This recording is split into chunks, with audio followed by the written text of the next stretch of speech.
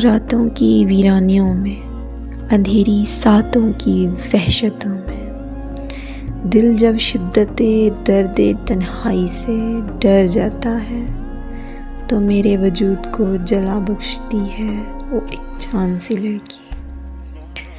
पतझड़ के मौसम में पत्तों पर नंगे पाँव चलते, शफाफ पानियों में अपना अक्स देखे, तारों भरे आसमां में अपनी किस्मत का सितारा ढूंढते। जब मैं गहरी सोचों में खो जाता हूँ, तो मुझे अंधेरों से निकाल कर रोशनी के सफ़र पर चलाती है वो चांद सी लड़की।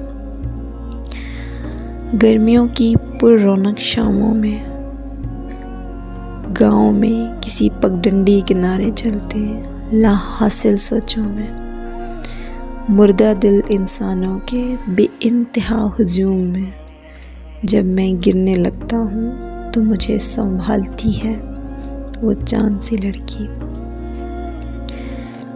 तस्वीर उसकी देख के यूं ख्वाबों का घर में बनाता हूँ, साथ अपने में सारी रात चांद को जगाता हूँ। सैकड़ों मील का फासला मैं मिनटों में तय कर लेता हूँ, ख्वाब टूटने पर और हकीकत का सामना करने पर। जब तो मैं मुझे इस जहां से दूर, बहुत दूर सुकून की वादियों में ले जाती है वो चांद सी लड़की, वो चांद सी लड़की।